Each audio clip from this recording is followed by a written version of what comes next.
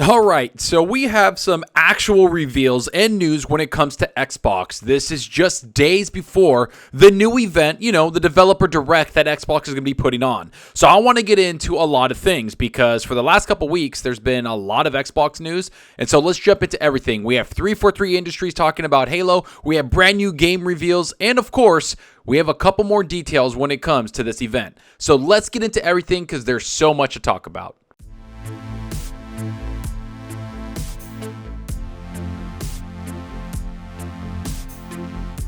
Alright, so you know the drill. If you like the content, hit that subscribe button and that like button. And if you want to be notified on future videos, hit that small little bell icon. And if you want to go that extra mile to support the channel, hit that join button. All the support is greatly appreciated.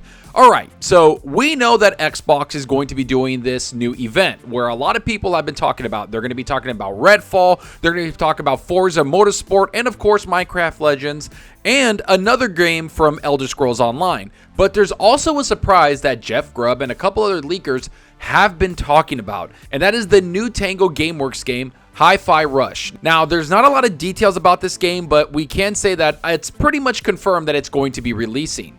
Now, the new game from Bethesda and Tango Gameworks will be announced and or released soon or probably within the Xbox and Bethesda Developer Direct event. Now, don't expect this to be a massive AAA game that everybody is going to be jumping over the fences for. No. This is going to be a smaller game. Apparently, it's a passion project, and it's called Project Hibiki. So now, I don't know anything about this game. I've seen it rumored here and there, but to be honest with you, I kind of wanted to put it on the back burner and not really jump into details about it because I just wanted to see the announcement, and I wanted to see gameplay. Now, if it's going to be a game that's announced and or released soon after this Xbox event, that's pretty cool because then it is a shadow drop, and it's probably going to be in beta for a little while. Think of it as something like Grounded, where they announced it, released it, and it was in early game access for several months, if not several years, until it was formally released in 2022 of September.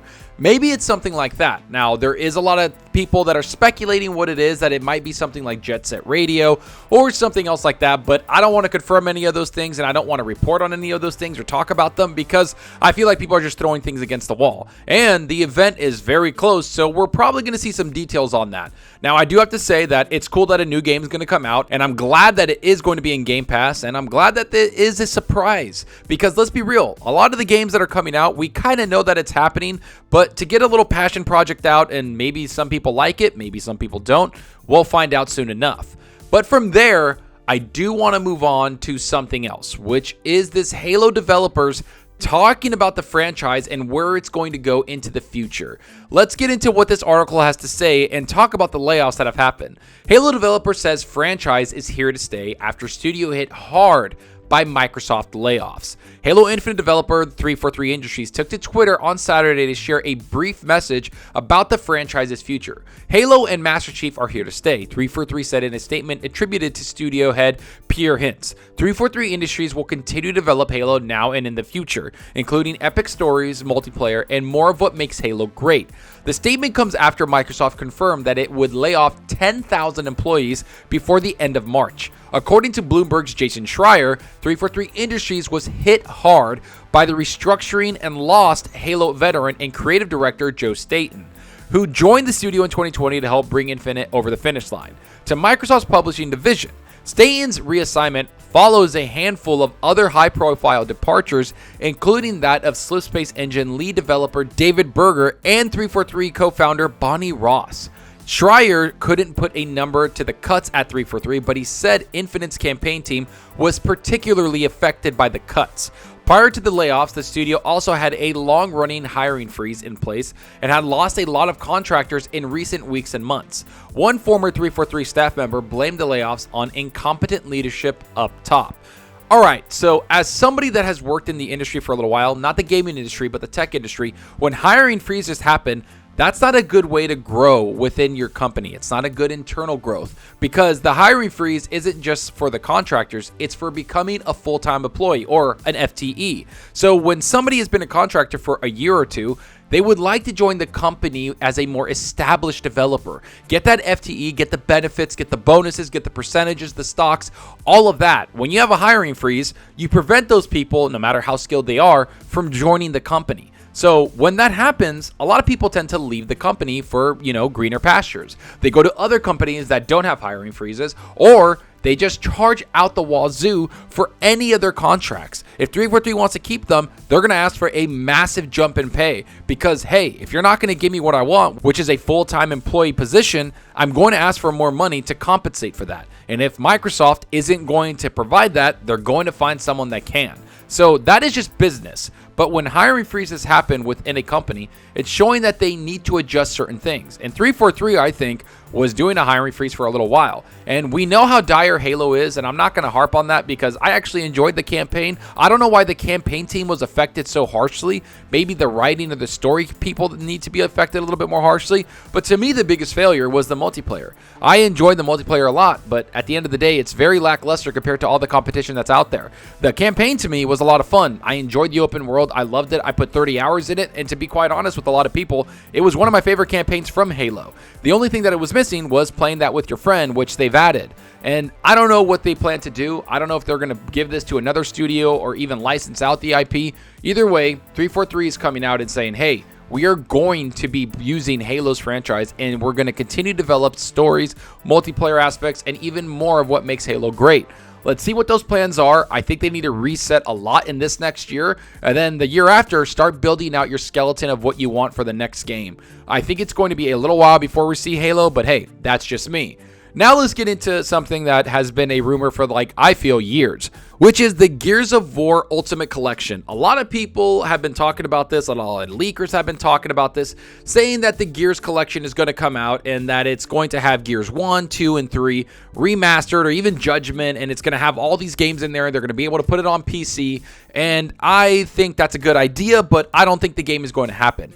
And in fact, a developer who, works at Xbox at marketing said that it's fake news, that this isn't going to come out. There was a leak earlier talking about an image that people have seen that they're going to advertise this game at E3, but the director of marketing at Xbox said, you know what, this is fake and it's not happening. So who knows what's happening? It could be something where they're trying to smoke screen us away from that, so it could be a bigger surprise at E3, or it's something that's just not happening. And after seeing all the games that were announced for the last 12 months and seeing everything else that the Coalition and everybody else has been working on, which, by the way, the Coalition was hit with layoffs, I don't see this happening. What I do see happening is that at E3, I think the Coalition is going to have something to show. Either the game that they've been working on that's rumored that's not Gears, or even Gears of War, because it's been a year and a half, and it's going to be 2 years since, Gears of War, and the Coalition said they're going to be working on Unreal Engine 5 and not really talk about anything else.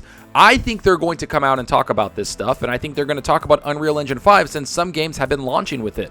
So they've had enough time, which is 2 years, to work on it, get familiar with the tools that Unreal Engine 5 has, not to mention they've been working with Epic hand in hand to get this thing rolling. I think Coalition's going to talk about Gear 6 at E3, maybe some other games, and have a release date for 2024, because that would give them a 5-year development cycle for that game. Now, don't get me wrong, they might need 6 years, but I think 5 years at the Coalition is plenty. They're very talented there, and they're one of the most consistent and best developers that Xbox has under their belts. From there, let's move on to the event. I'm looking forward to the event. I don't even want to predict what's going to be there. We all know that Redfall is going to be there. We all know that Forza Motorsport is going to be there. And of course, Minecraft Legends. Those are the 3 games I'm most looking forward to. But I will say that it goes by this order from me being excited. Redfall. I think Redfall number 1 is going to be the most exciting game that they show at this thing. I can't wait till they go into the deep dive. The developer just talked about it, making it a big, expansive open world and how good it's going to be and how they kind of made it more Far Cry than Back 4 Blood, which I think is great. I'm glad that it's not very linear. It's going to be a massive open world that 3 of your friends, including you, which 4 people can play together. I'm so excited for this. It reminds me of Borderlands mixed with Far Cry, but a little bit more violent. I think it's going to be really cool. I'm excited for this, and it's one of my most anticipated games of the year, bar none, right next to Diablo 4. I'm looking forward to it more than Starfield. I know, blasphemous, but I'm not that big of a sci-fi fan. I enjoyed those, but you know what? Redfall just looks like a lot of fun. Not to mention, like I've always said, I'm a social gamer. I like playing with my friends. After that, number 2 is Minecraft Legends. I know that's kind of weird to say, but I'm really looking forward to this game. A lot of people have been saying that it's like an action adventure with armies. When you look at this, it reminds me of Warcraft 3, where they had heroes and you were able to kind of manage your armies and, you know, manage all your units, but you had the hero that had abilities and had a lot of cool things that you can add to it. It had an RPG element to it where you can go get, you know, different types of armor, different types of items that you could put on your hero to make them more powerful on the battlefield. That's what Minecraft Legends reminds me of. That's what it looks like, and I hope we get into that deep dive of it because I'm looking forward to that game a lot. Which brings me to Forza Motorsport, which I look forward to, but I'm not the biggest racing fan, and I really don't care about simulation racers. I'm sure this has a big market to it, but for me, it's just not there. I'm glad people are going to get to see it. I can't wait to see what the tech is behind it, and I'm sure we're going to get release dates for all of these, and that's the big thing I want from this event is release dates. But I would like to know what you think about all this. Are you surprised that 343 Industries is going to continue to work on Halo, or do you think that the layoffs are going to hit them even more?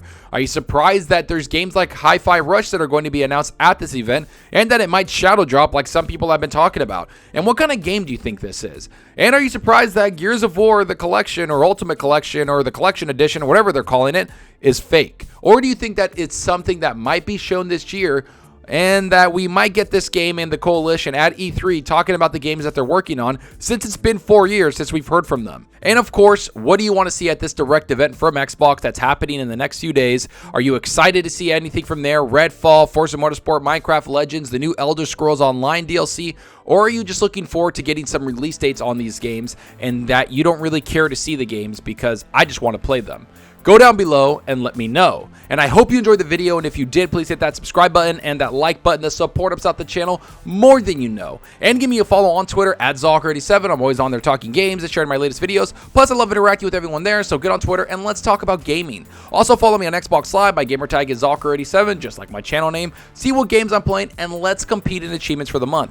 So right now, I've been jumping into a lot of games. I've been playing on my Steam Deck quite a bit. I've been playing Brotato. I've been playing a bunch of other games on xCloud like Fortnite, and even some games like For Honor. But mostly I've been jumping into Fortnite, Apex Legends, and Multiverses. I'm enjoying those games a lot, having a good time with them, and I'm kind of looking for a game like Hogwarts Legacy to drop so I could jump into it. I know Dead Space is just around the corner, so I'm looking forward to that also. But so far, I've been kind of just enjoying the multiplayer aspect of games. I think I'm getting into the mood to jump into a single player game, but we'll see when that happens. But I think Dead Space might be the one that grabs me. I'm probably going to play it on my PC because I'm looking forward to it. And if you play it on the console, I think it's going to have a 60 frames per second mode, which is awesome. Let's hope it comes out non-buggy and it's ready to go because Dead Space is an amazing franchise that everybody should experience. But let me know what you're playing. Are you playing something on your Xbox, your PlayStation, your Switch, your PC, your Steam Deck? Let me know down below what you're playing because that's what we're here for, is to talk games. And that's all for now. Thanks for watching, and until next time, remember, enjoy your gaming. Later.